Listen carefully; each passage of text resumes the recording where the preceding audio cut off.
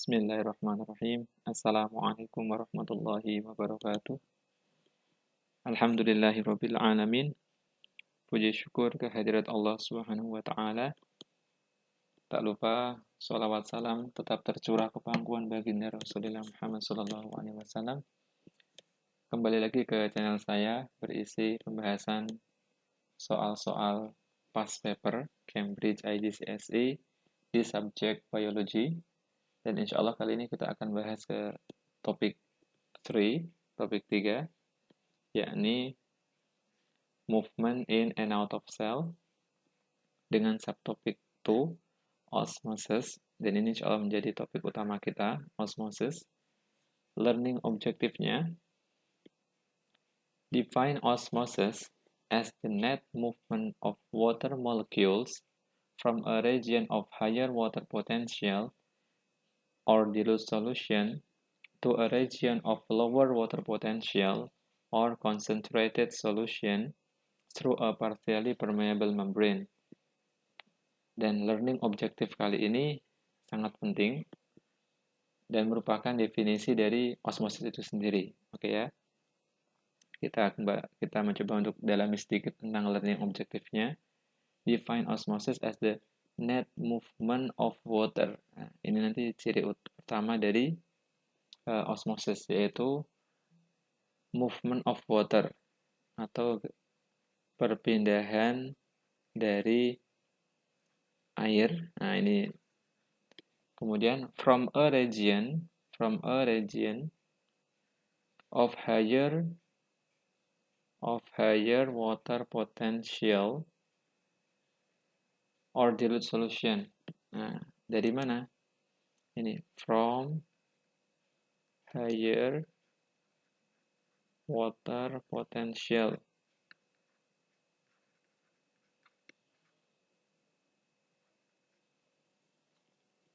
Dari higher water potential, yang memiliki potensial air lebih banyak. Maksudnya apa? Maksudnya dari larutan yang kandungan airnya banyak. Dalam tanda petik itu, ini ya, airnya banyak. Air banyak. Atau yang dari encer ke to lower water potential. Lower potential itu dalam tanda kutip adalah pekat. Nah, jadi kalau ada dua larutan, satu encer, satu pekat, nah, bisa terjadi osmosis, tapi dengan syarat yang lain.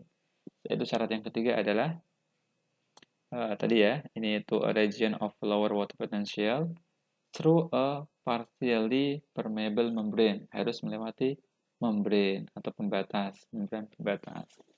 Nah, langsung ke contoh soal. The diagram represent two liquids separated by a membrane through which osmosis can occur. Diagram berikut merepresentasikan two liquids, dua larutan, yaitu left sama right ya. Separated by a membrane, terpisah oleh membran, through which osmosis can occur, sehingga osmosis dapat terjadi. Nah, ciri-ciri permeable membrane itu cairan akan bisa masuk ke dari satu tempat ke tempat yang lain, namun tidak semuanya dia. What movement of molecules will occur? Gerak molekul mana yang mungkin terjadi? Oke ya. Nah, kita analisis dari gambar ini. Kita analisis antara left sama yang right. Di left ada bulatan kecil. Saya kasih warna merah ya. Saya kasih warna merah. Merah. Ini bulat kecil. Nah, apa itu mana bulat kecil? Ternyata kalau kita lihat key-nya, bulat kecil ada molecule of water. Nah, baik itu left maupun right punya juga molecule of water. Bedanya itu, kalau yang left dia semuanya molecule of water. Sedangkan yang right ada yang besar. Saya kasih warna yang lain, warna biru. Yang besar ini apa ya? Yang biru ini kalau kita lihat, dia menunjukkan molecule of dissolved substance, molekul dari substance yang terlarut, entah itu sugar, salt, ataupun yang lain. Nah, ini ya. Nah, jika kita punya dua larutan, satu larutan isinya air, sedangkan yang left ya, sedangkan yang larutan satunya berisi air dan campuran yang lain. Oke, kira-kira mana yang lebih encer, mana yang lebih pekat? Nah, tepat sekali ya. Yang encer itu yang left. Ini encer. Nah, sedangkan yang right itu yang pekat. Nah, encer itu disebut sebagai high water potential. Saya singkat WP. Sedangkan yang pekat itu lower water potential. Nah, kita lihat bahwa kalau osmosis itu gerakannya gimana? Movement of water. Jadi yang gerak nanti adalah air. Dari mana? Dari high water potential ke lower water potential. Nah, berarti nanti airnya akan bergerak dari high water potential ke lower water potential. Seperti ini gerakan airnya. Nah, dan memang kalau kita ketahui space pada permeable membrane itu hanya bisa dilalui oleh water. Kalau yang molecule of dissolved substance yang warna biru dia nggak bisa lewat ke celah-celah karena ukurannya lebih besar dari pori-pori pada permeable membrane. Nah, nanti water ini akan menuju ke solution yang lebih pekat sampai keduanya seimbang, equivalent, gitu ya. Nah, berarti pernyataan yang benar apa?